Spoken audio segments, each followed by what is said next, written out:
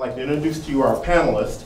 Colonel Stratman was going to be on the panel from the Adjutant General's office, who Jason knows quite well, and he was very ill and could not make it, and I know he sends his apologies. He's been very active in our work and a great partner as they work through their public safety broadband issues, which I'd like the audience to have an opportunity to understand in this session some perspectives about FirstNet. What is it if you don't know, which would not be a surprise, and how that impacts Kansas and what Kansas is doing along those lines. And I think by the time we're done, there will be a clarity of, if you didn't think it was a big idea, now you know it is after we get done.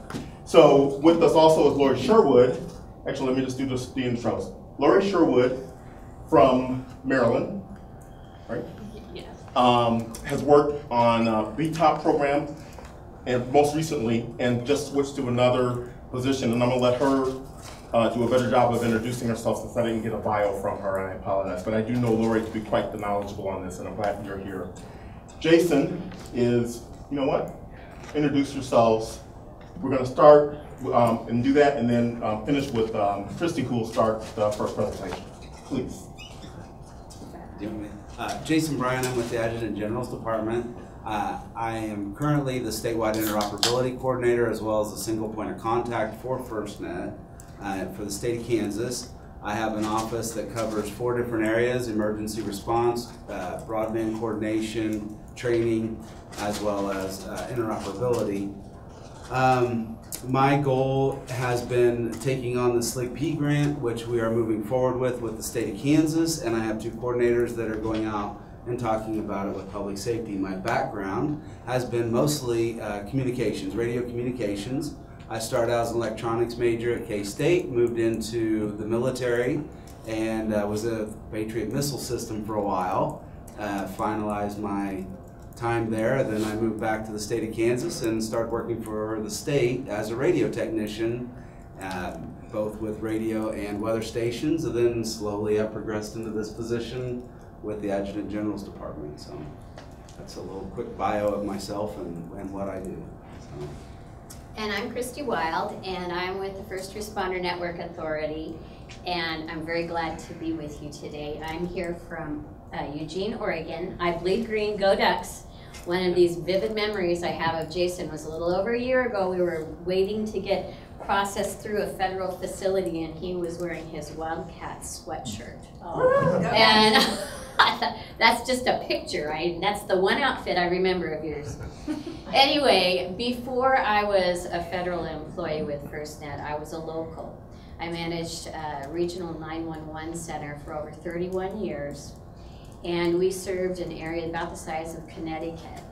And in the course of doing that, I was responsible for radio systems, a couple of regional radio systems, and a lot of collaboration with public safety and other entities. And it'll be clear to you pretty soon, but I am not an engineer. I am coming from the operational side of this. So that's where I speak from. And I'm going to stand up because it's easier for me to see you. Not super tall, just like to stand up when I'm talking so I can see your faces. And I'm the outreach coordinator for FirstNet. Actually was their first employee. That's why I left the 911 biz. This is the most incredible thing that I have ever been involved in, and I've been involved in a lot of incredible things. Just lucky in my career. I can't think of it.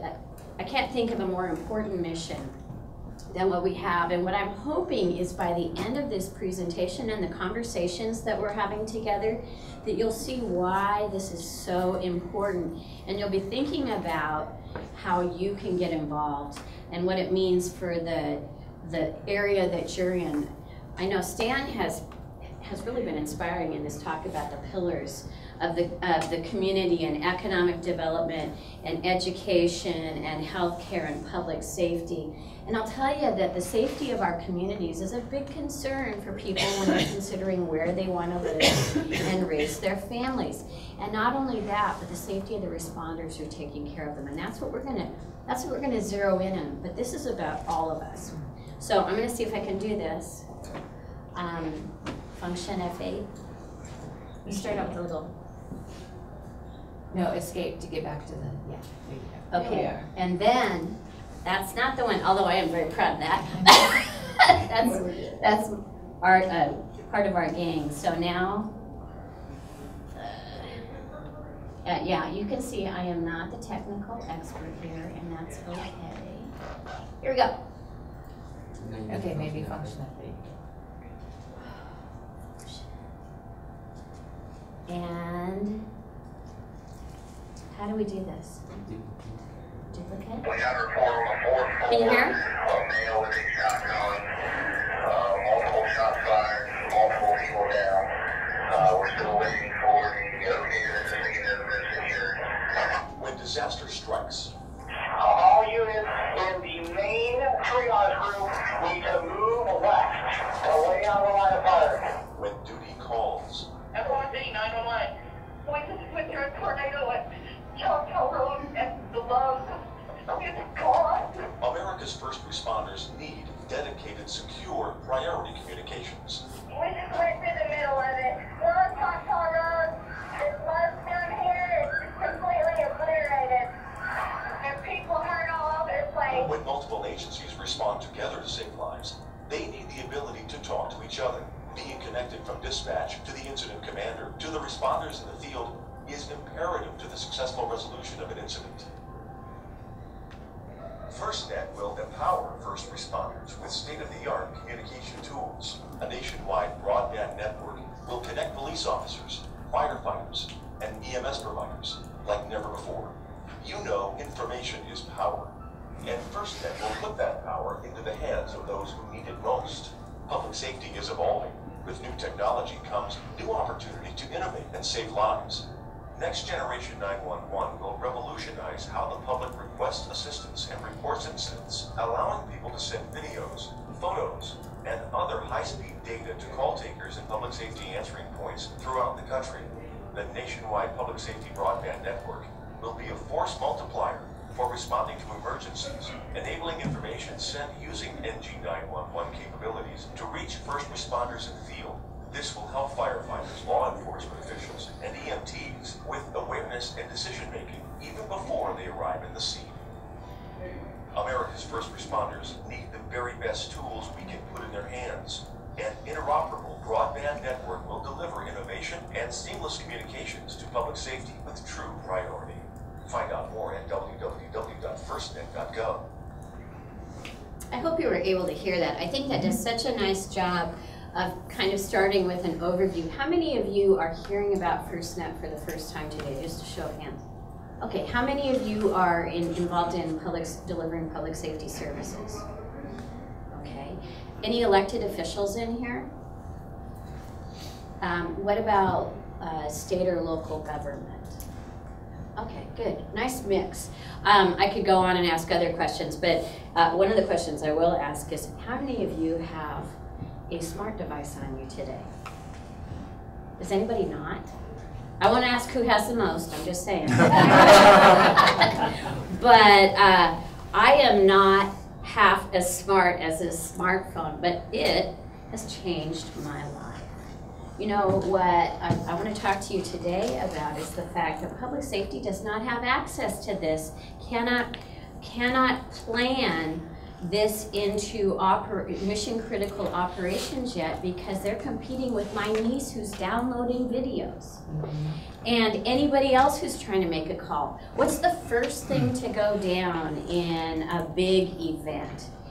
The capacity on commercial cellular networks, right? Or in a big weather event, because you guys have weather events. My brother told me I was supposed to bring my red ruby slippers today. But you guys have weather events, and those cell towers are very vulnerable. They're not built the way that we build our land mobile radio systems, which, by the way, when I started Jason, there were still tubes in radios. So, but I'm mature, not old. So, let's see how I get back to this. Another way to go, escape. Just put your PowerPoint. Oh, that easy, huh? Okay.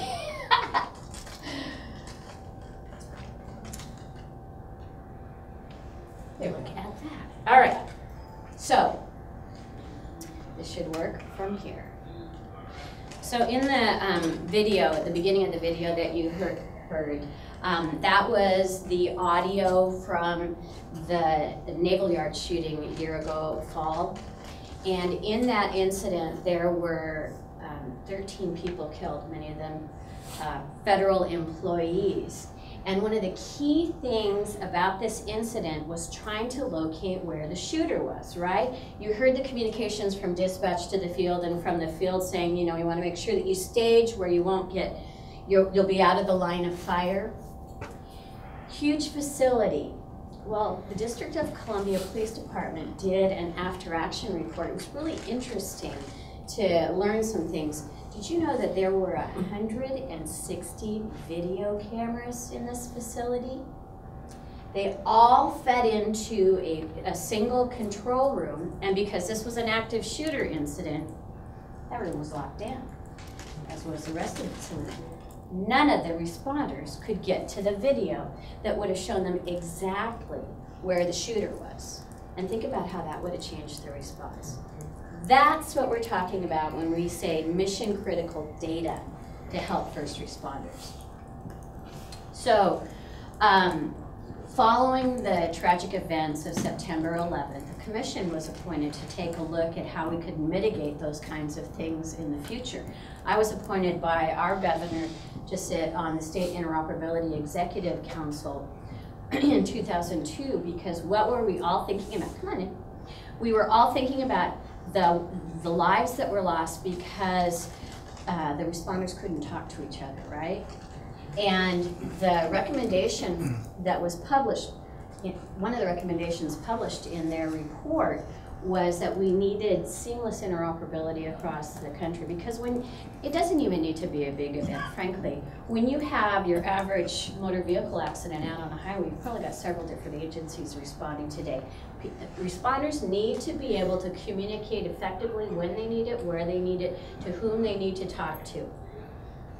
So what I'm talking to you today about is the last unmet recommendation of the 9/11 Commission report, and that is to build a nationwide, inherently inoperable network for public safety. About 6 years ago, the National Public Safety Associations came together and agreed in an unprecedented manner. I mean, this was absolutely unprecedented, and said we need sufficient spectrum in order to build this network. And then in 2011, there were some additional associations that came in, the cities, the counties, the Governors Association, CIOs got involved, and together in 2011, they formed a very powerful lobby that resulted in legislation. And we'd been working for this for a long time. That became the Nationwide Public Safety Broadband Network. Have you heard of the D-Block advocacy? This group was working together to get an additional 10 megahertz of spectrum so that there would be sufficient network capacity to serve public safety well into the future. The Middle Class Tax Relief and Job Creation Act was signed into law in February 2012 by President Obama. And our mission, this is the law that established the First Responder Network Authority, and our mission was to design, build, implement, and manage that nationwide network that would be dedicated to public safety. That's what FirstNet's all about. So this is a nice little graphic, changed a little bit, Jason, since last time you've seen it. But it's a quick way to go over the elements of the law, because Congress was kind of prescriptive about this. They got into the details about how they wanted to have this happen. So you see first, the law was signed in February, and they set up on the governance body, they set up a balance of knowledge. You had the first responders, subject matter experts, and you had the people from telecommunications industry who knew how to build national or multi-nation networks, because frankly, those of us who know exactly what we need from an operational standpoint don't have a clue about what it takes to get that there. We just know how it needs to function when we're done. So there's these 15 15 board members that include 3 permanent members of the federal government from the President's Cabinet, Department of Homeland Security, the Attorney General, and the Office of Budget and Management, or Management and Budget. Anyway, those 3 are permanent members, and they have rotating terms. The law also said that each governor would appoint a single point of contact for FirstNet to work through the planning process with, and Jason is that person for Kansas. So we met quite a while ago. We've been working on various levels, and he is both the SPOC and the statewide interoperability coordinator, the SWIC. Acronyms are a federal thing. I'm just not into it. I'm going to try to avoid it as much as possible, although I do think SPOC is pretty cool. In addition, the members of those public safety associations and other government, national government associations that work so hard to lobby to get the additional 10 megahertz of spectrum were formed in the only committee mentioned in the law, and that is the Public Safety Advisory Committee. And their responsibility is to act as subject matter experts when it comes to operational impacts of this network. We were given $7 billion to get this going, and we were told that we needed to look for partnerships, both public and private, in order to get the network up as quickly as possible and to save money. Now, $7 billion is a lot of money to me, but it is not enough to build a nationwide network. So that partnership is very important.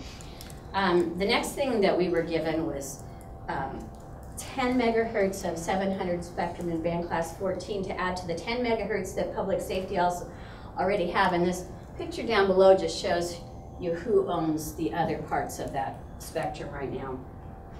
But this is like beachfront property in the sky, right? And 10 megahertz up, 10 megahertz down should ensure that we have a lot of capacity for what is to come. And the other thing about this spectrum is it does an excellent job of propagating through buildings, and it has, the technology itself offers us some abilities that we haven't been able to think about before. Okay. There's a will, there's a way. Sorry. There it goes. Okay, so public safety deserves to have this kind of resilient network that they can count on for mission critical data. They're putting their lives on the line, and there isn't anything that exists like this right now. And having nationwide coverage, a single brain that ensures inherent interoperability where public safety needs it, because where is wireless coverage built out right now? Primarily where it's profitable, right? It's a different equation for public safety, because you might say, well, all the users are in the big city, but what do they do on the weekends? They go into wilderness areas to recreate, or, have big events like Burning Man in Nevada in the middle of nowhere that requires quite a bit of public safety response, by the way. So it needs to be where public safety needs it. The other thing is it needs to be able to handle prioritization and preemption. So if we're going to count on this mission critical data, we need to be able to get to it when we need to be able to get to it. With a land mobile radio system, you can prioritize. We need to be able to do the same thing here. And then finally, I can't even begin to imagine, but we're talking about the highway here, and the applications that will be written to ride on this resilient, reliable, dedicated network are just amazing.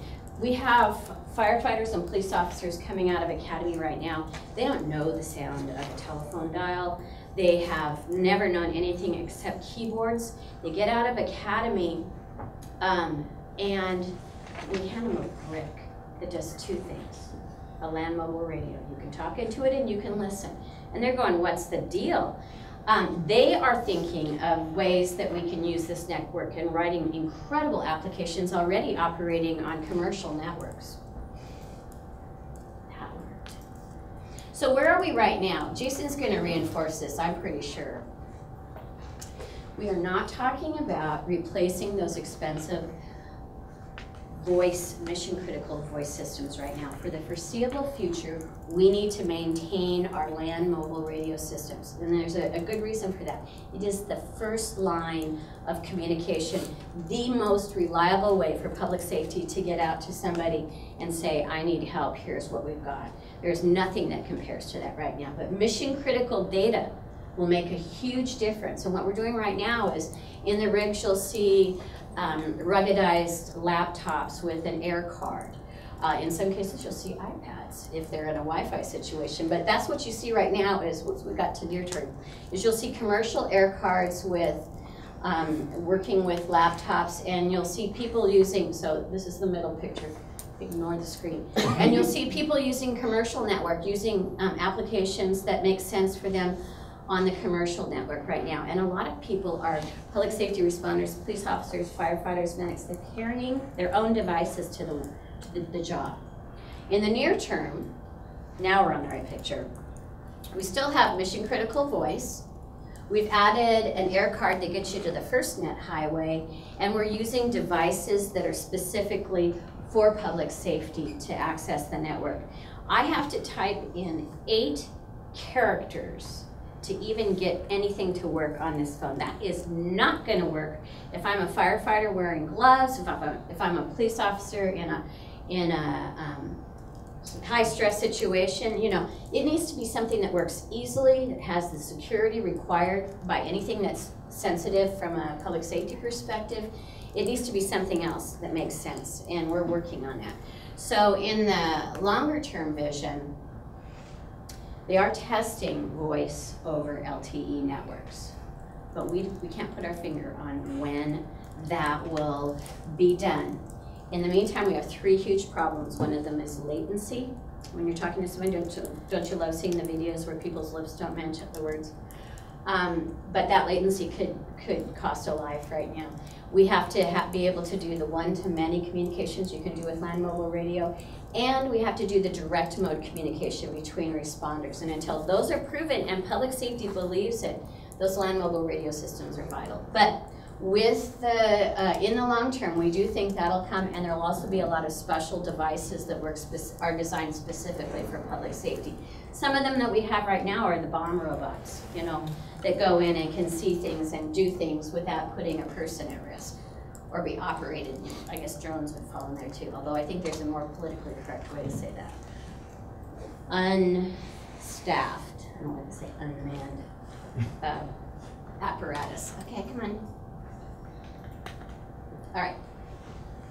So this is taking our communication system from a very old technology up to what all of us are counting on right now for our personal lives. Think about it again. How much has it changed your personal life? I was sitting in the airport yesterday. I spent a lot of time in the airport last day and a half. And I saw something on CNN where a business traveler had this thing that was kind of like Google Glass, but not Google. And he was able to have a conversation translating immediately with somebody from another country. So it was fairly seamless looking. And, you know, and think about, my son used to draw up contracts using translator services for China and other places. I mean, those are there are so many things to come. But are any of you involved in planning for next generation 911? Are you PSAT managers or we're not? I work with. You work with? Awesome. Member on the coordinating council. Awesome. And you're? Yeah, we're working with our E911 and our Sleepy to FirstNet, as well as SPI. Love that. One I like to. container. These things go together. They're kind of like 2 halves of the same puzzle, don't you think, in a way? Although they're separate networks, I want to emphasize that. But they're both nationwide efforts to upgrade these legacy systems. They do have a national focus, but Next Gen 911 is being done. It'll be a system of systems built to a certain set of standards. Whereas FirstNet is a single nationwide network. It's definitely going to make a difference in our emergency response, and I'll give you an example in a minute. But both of them involve multidisciplinary planning and governance, much like what you're doing with the SIEC and the governing board. Go ahead, Steve. I have a question. Go ahead. So next gen 911, I'm owning that I don't know all of this stuff, so I'm just being upfront. This might not be a wise question, but I get confused between next gen and E911. Okay, E911, and that's a great question. E911 is when the location information would come across with a phone call, okay? Enhanced 911. Like caller ID. Yeah, that's a very simple way to put it. When we started out, phase one, it was the tower location, but you can call in a traffic accident and be facing this way and hit one tower. You turn around and call it and it looks like you're in a completely different place. The next phase was to give location information within 50 meters with a certain amount of accuracy. Now we have a problem with people calling from inside buildings, and think how many people are getting rid of their wireline phones. Huge issue. Not only that, how often do you send photos to people you know? Maybe videos to people you know? Information that could really make a difference. And probably one of the most important reasons to bring 911 to an IP network, because that's what we're talking about, is an IP network and the technology, is the deaf, hard of hearing, and speech impaired community has to have archaic devices or use a relay service to contact 911. And why couldn't they just use their devices that they carry like everybody else and be able to get to us through text?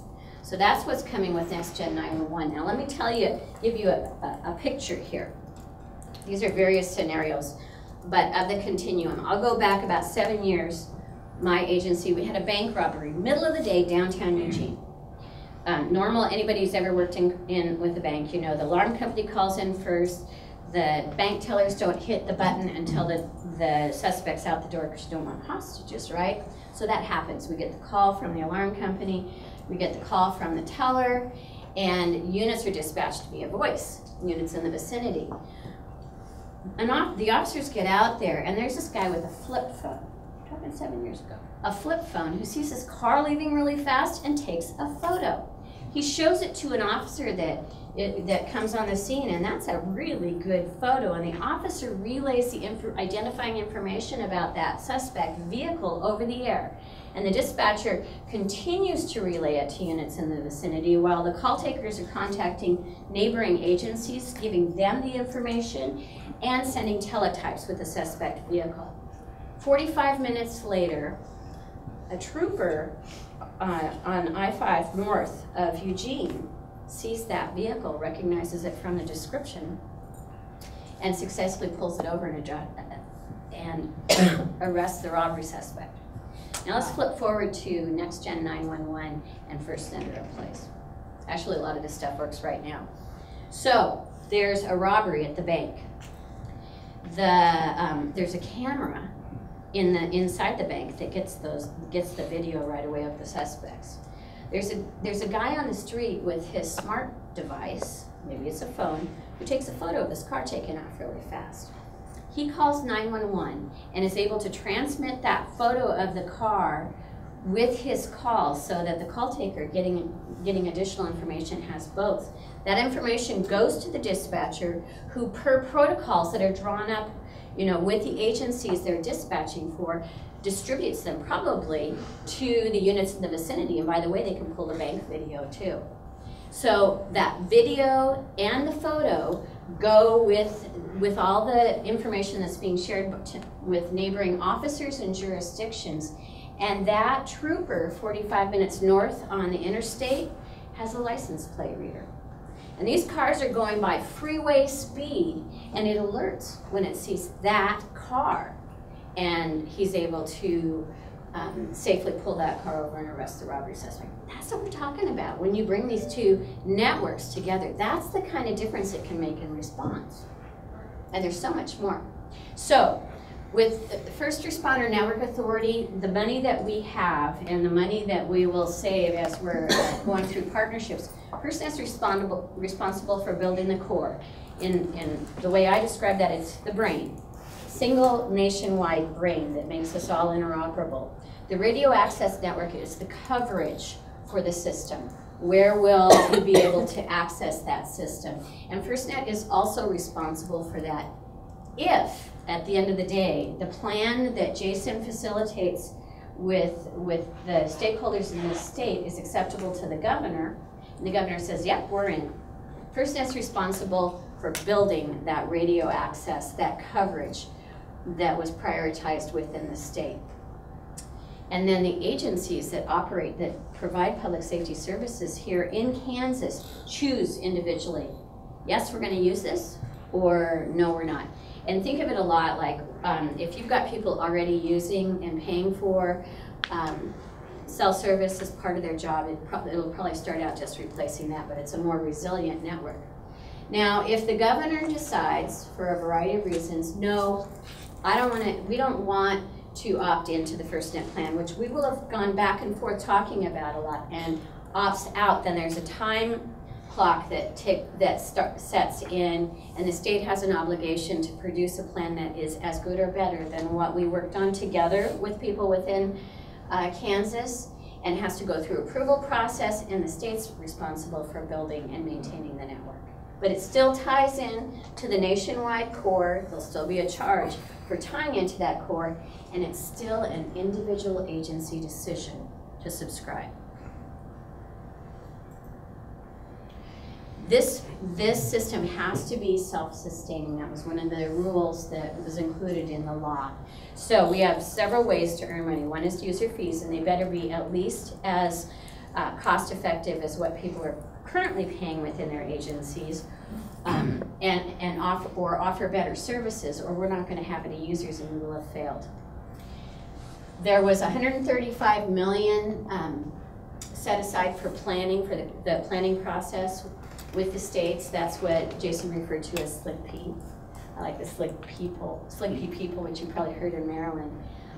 State, local, interoperable grant program or something like that.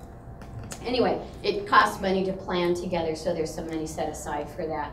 Implementation, we have the $7 billion, which will get us going. By the way, this is the same size of network as what Verizon has nationwide. And I know it costs more than $7 billion. I couldn't tell you how much, but I know it costs more than $7 billion. So we need partners. And we are allowed to get revenue from renting space on any infrastructure that we put up. And we're allowed to lease excess capacity on that network. Now there's only about 6 million potential users from the public safety realm. We cannot compete with commercial services. This is very specific who the users are going to be. But we can sell that excess capacity because this technology allows us to prioritize and preempt, so there's no danger and lack of access for public safety. And then we have to continue to be able to support the system on an ongoing basis. That lease of excess capacity is probably what's going to help us make this work from a financial standpoint. This is a really good point for why this is so important to us all. You remember the fertilizer fire in West Texas? Let's see if we can get this to. West fire, the West fertilizer is one of their bills. That's the same as the radio traffic. Heavy smoke coming out of the top of it.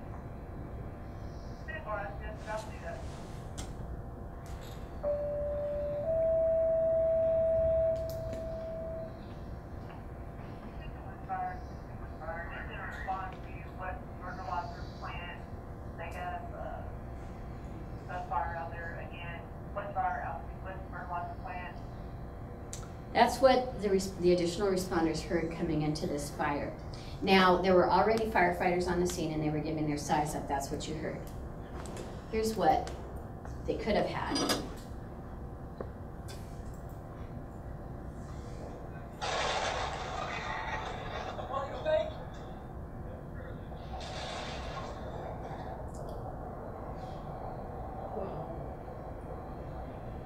Firefighters died in this incident. There was a father and his daughter driving by just as the explosion happened, and they took a video, and this was on the internet within a couple minutes. Think of the picture that paints for the responders and the incident commander compared to what they heard over the air.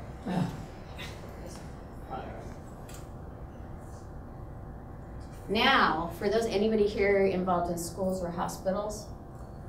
Okay.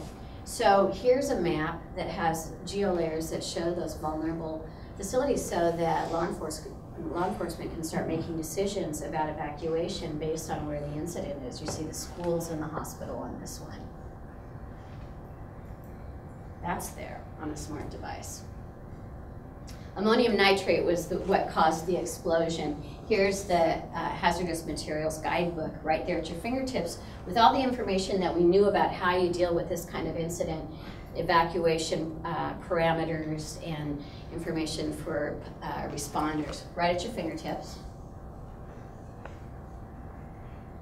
And then lastly, here's a grid of the utilities, and here's where the gas line is right here, a big main, which is also an additional risk. Now think about how that mission critical data added to the voice communications makes a difference for the responders out there. That's what we're talking about with FirstNet, why we feel this is so important, because frankly, we're doing stuff not mission critical for ourselves. You know, when you're lost in a new area, when you need to find a place for gas or a place to eat, we can pull up all these kinds of applications, but look what's available before the apps are even written there. And the difference that might have made. So I said before that this will be where public safety needs it, whether it's rural areas. In Alaska, we learned they don't even use the word rural because only 30% of the population is accessible by road. So that is just a meaningless term. But it's where public safety says it's needed. And that may be in a building where they've got firefighters or police officers going deep. Think about 9/11, among other things. Doesn't mean that all the solution is all terrestrial. Doesn't make sense to build in certain areas, but it might be that you carry it with you. Another lesson we learned in Alaska was, the troopers go in and they get dropped for 2 weeks at a time, and they have everything they're going to need for that 2 weeks working that remote village has to fit in a backpack. So how can you carry it with you? Might be a vehicle, might be something that's on your person. This has got too much stuff. I think those little black things are spiders, but I don't know what you think. But I like pictures. So our board passed a roadmap for how we were going to go down and get this system implemented. I don't know if it was you or somebody else on the last panel that was talking about a horse race marathon. That just really struck home. I was talking to Jason about that because there's such pressure to get this going now, but it requires planning, and I heard that in the last 2 discussions we were having. If you don't have planning, you're going to have a problem. You have to have people weighing in, and that's something I hope that you are listening for. So the board passed a roadmap, or this is how we think we're going to go. Here's what we need to do, and it includes working with the states, working with the vendor community, working with our single points of contact. And by the way, the law wasn't completely clear. Are there any lawyers in there? Okay, this is not meant as a offense. Heavens, we're on the same panel. But sometimes, people can interpret things different ways, right? So we decided there's some pretty significant things in the law. There has to be a rural milestone in every phase of build out. And it's public safety that's supposed to use this. We're not supposed to compete with the commercial, with commercial services. So even though we didn't have to, we went out for public notice to say, okay, we've been doing research. Here's our opinion of what we think these things mean. What do you think? Boy, did we get a great response. We also need partners for the network, and we developed a comprehensive network strategy. And we said, here's the functionality we need at the end of the day, and then we put out an RFI to get feedback to see if that was actually feasible. If we could... Christy, process check? Yeah. How many more? Maybe 5 more minutes? Okay. And I got a question I want to segue to. Anyway, so we wanted to make sure when we put out our RFP that we would get some real helpful information. These things are going on simultaneously. The process, I'm working on consultation and gathering the information, the market research. We got really great feedback, agreement with some things, a lot of additional things to consider with the public notice. Good response from the states, by the way. We have processes continuing. We are going to have Industry Day, which will be open to the states to look at how we're developing that RFP, a chance to ask questions. It's all a process, and that's one of the things I want to leave you with. This is a process. It requires all of our heads in this. We've divided the country up into 10 regions. They mirror the FEMA regions, so it's like you're used to working within a particular region. It's easy to think about things together. We have the PSAC, the Public Safety Advisory Committee, getting assignments from the board to help us with the functionality, prioritize the functionality we're asking for. We have early builders, they're BTOP projects. And yes? Okay, BTOP projects where we're, pilot projects where we can learn things. They all have key learning lessons, and we have a tribal working group that helps us with effective outreach with sovereign nations. But it's a process, and we'll be going back and forth with the states. These are the areas where we need to consult per the law. Back and forth with the states. Maybe we'll have 5 meetings, maybe we'll have more to come up with that plan that goes to the governor's desk. Won't stop the consultation. We'll need to talk through implementation and growth of the network. So far, we've done 11 initial consultation meetings. Kansas has turned in their packet, and I'm sure that you're talking to Dave's team about scheduling when the team comes here to talk. There's so many ways to get involved. Our website is awesome. Go to it, get on our Twitter, become a Twitter follower, however you do that. Look at our RSS feeds, but we try to get a lot of current information out there so that you can tell what's going on. And then, as I said, Jason is your point of contact for Kansas, and I really recommend the website as a place to get additional information. And go ahead, Stan, I'm sorry. Oh no, so this is great. And so that leads into the state's role, right? Right. And I want us just to bring it back to my non-public safety expertise. So when you were talking about the example with the fire in Texas, for example, one of the things I picked up at another a public safety conference that Jason's team had just within the last year, FirstNet, the network itself, right? There's, in an emergency, and I'm trying to draw the point for kind of why you should care if you're not an emergency professional. This is what struck me as such. The expectation is increasing because, as you said, everybody's got one of these or some version of it, right? Well, what's going to happen when a whole bunch of people take a video and want to send it to 911? Right. And then how does 911 operator, dispatcher, absorb all of that in any kind of coherent way to transmit it out? FirstNet doesn't really get at the non-emergency professional environment in that context, right? So, no, the Next Gen 911 planning is separate but connected to the FirstNet planning, and it takes the responders, the E911 board or whatever that group looks like, to make decisions, and the agencies themselves that are being dispatched to make the decisions about what goes out that came in through that call, or what you can pull off the internet from these applications or other resources and goes out. You know, you can blow people's minds. That photo of the fire, you might not want that in front of everybody who's responding, right? Just keep people. But the photo of the suspect vehicle might be a different story. So those kinds of decisions are made together by the agencies involved on that front end. But the FirstNet is a network that allows you to pass them through or gather more and spread it out there. Okay, so is that a good transition for kind of how the state, what's the state going to need to be doing, or what has the state been doing that picks up on that? Maybe it's the way to think about this, right? Yeah, where we're at right now with the state of Kansas is, as Christy mentioned, we are using SLIP funds to do outreach. SLIP is? State and Local Implementation Grant Program. I have, we have 2 coordinators that work in my department that are reaching out to public safety officials across the state, clear down to end users, sheriffs. We went to association meetings, everything from LKM to, we did present at a fiber conference. I think it was just after our APCO conference. I'm losing dates, so bear with me. But what our goal is we took $2.25 million.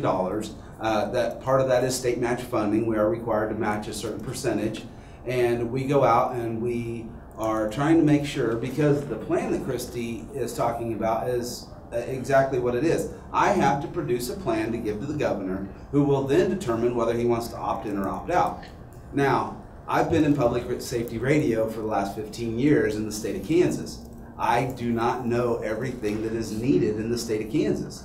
So the whole point is we are reaching out to make sure that what plan is developed is at a local level. What do the locals need? One of the big things that we've discussed and was brought to my attention, events. Planned events in the state, population density changes. I've dealt with the Country Stampede for the last 10 years on the public safety radio side. Provided equipment as well as the infrastructure there for the law enforcement and the interaction between both federal and local, as well as it's also on a border area, also on federal land, also dealing with Fort Riley and the soldiers there, even though it's not on the base. So you can see that there's a lot of interplay and a huge population density change, because Tuttle Creek has 2 rangers on a typical day. You take the Country Stampede, and in a 4-day weekend, you can have over 100,000 people. So you can see where your dynamic can change for public safety and what can happen. A tornado, who would have thought that it would be big enough to wipe out a complete city? We had that happen in '07.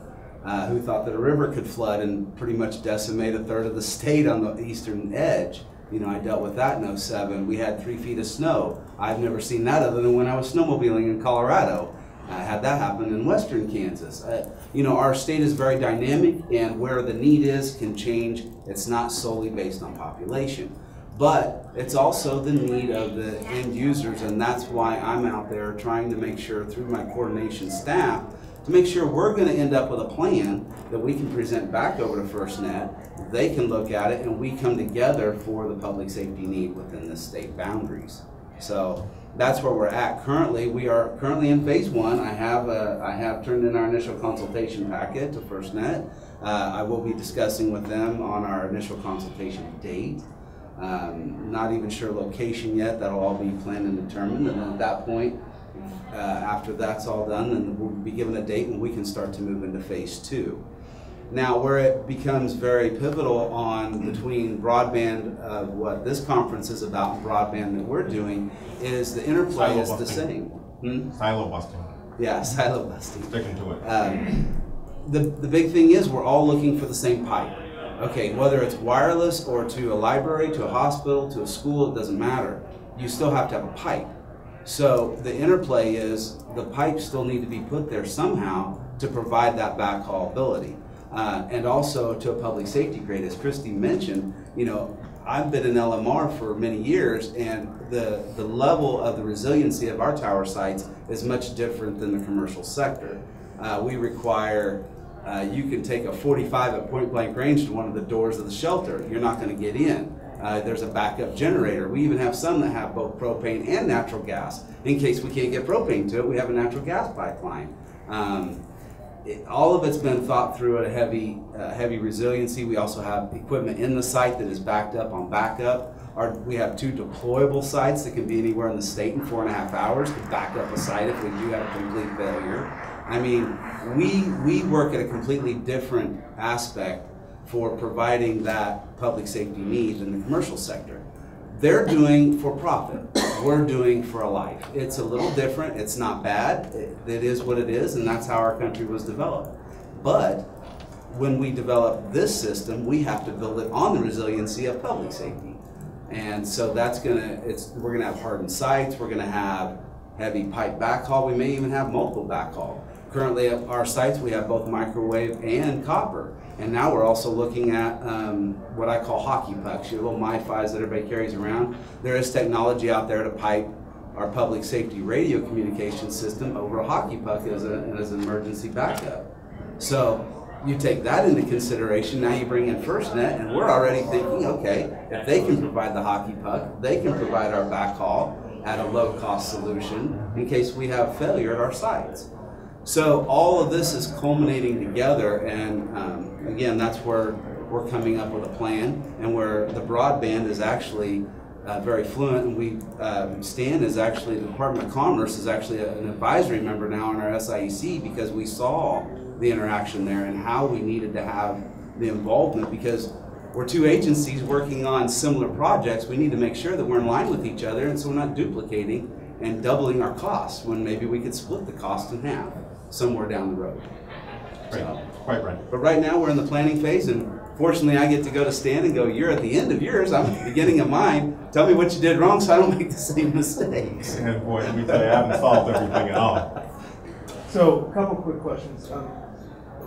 Excess capacity, who are you allowed to sell it to? And then the other question is what's the timeline? I saw 2022 up there, and I know I live in Colorado, and there's a meeting of people right there in Westminster every year, and they come together.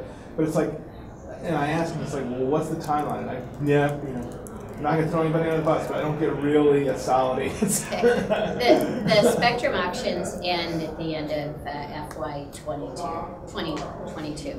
All right, so we better be in pretty good shape by then. Okay. But with these pilot projects, like the one in Adams County and other places, we're already learning things along the way. So do we think we'll have anything up before 2016 that's not a pilot project? Probably not. But there, we could be making some progress by then. But 2022 is when the spectrum auctions end. And then who can you sell the excess, like who can Kansas sell the excess capacity to help fund it? So the excess capacity could go to commercial, it's like, I would imagine it would be like the auctions that are happening right now. There's only in that we could have determined here's how much capacity there is and different entities could bid for it, say unlike. In the state of Kansas, we won't actually own the licensing to provide the bandwidth ability. FirstNet's actually going to own the FCC license that manages it. So they'll be the governing body that will determine who they sell to. Yeah. And there's a single license. Right. So it's the SLAs that anybody that is part of it will have an agreement, and that'll be spelled out. But I would imagine, carriers would be very interested in starters. So if you're in a community anchor institution type of person, not with, again, I'm trying to build on this theme of silo busting, right? And trying to help us all think about the overlap in terms of if I am, let's just say I'm a library or any of those, right? Any of the community anchor institutions, in terms of driving the awareness with policymakers, decision makers, and so on and so forth. Is there how are you seeing different states approach that? Are there some thoughts that you might share that we should be thinking about from a collaborative standpoint? Well, telemedicine, telehealth, and the connection between the hospitals and the responders is a big one right away, because with the ability to transmit patient data and access patient records and remote providers, the care begins as soon as somebody begin as soon as somebody gets to that patient, because the doctor can start directing that. In Alaska, for example, there's devices that you can put in people's ears and that information goes to a provider who can say, this is what we've got, this is what you need to do. So it's more efficiently providing care on the telehealth side. I don't know, examples for education and... Or maybe some others, what you've seen. Yeah, maybe that would be a good one. I would boil it down to two pieces, right, for what local jurisdictions need to really kind of understand fundamentally, is that it boils down to infrastructure. Infrastructure that you have in place and infrastructure that you're going to need to be in place in order for FirstNet to be deployed successfully. And with $7 billion, there's not a whole lot that they can do to build brand new infrastructure. They're going to be looking to leverage existing assets, existing fiber networks, looking at connections to schools that serve as shelters. And which a lot of this was actually the basis of our One Maryland VTOP initiative, was looking at the anchor institutions, public safety facilities, the shelters, in making sure that we had those connections in place for not just for FirstNet, because FirstNet came after the initial stages of our planning, but just generally for for emergency management. And as you can imagine, in the DC metro region, we have quite a few emergencies. I was thinking about the fire, I wrote down just a few, 9/11, we had the sniper attacks, shootings, and it's just sort of really stepped up the need for connecting those public safety networks to your community networks, to your commercial networks, to make sure that you have something in place that you can leverage. And also be thinking about cell towers. There's going to need to be more built. You're going to need to leverage capacity on those for the FirstNet network. And those local communities, the zoning and the planning and all of the permitting will all be things that you will be dealing with as this project goes forward. And education often becomes part of public safety when there's an incident at a school. And there are cameras there now, but not capacity to run a video, can remotely lock doors. Just Stan, to your point earlier about communicating and what you do with the influx of communications from individuals. So the Columbia, Maryland had a shopping mall mass shooting about 18 months ago. And the Howard County Police Department released all of their official communications after a few minutes on Twitter. All of their official press releases, information, and they said, look, if you're not finding it on our Twitter account, it's not official information. And what that enabled citizens to do was tweet back information they had. And so they were able to very quickly figure out what was going on there, but that was one use of that. That's a new technology. Social media was huge in dealing with the Boston Marathon bombing. Photos from the public, video from public places. We've been given the signal. Okay, all right, well, great. I really appreciate your helping us understand.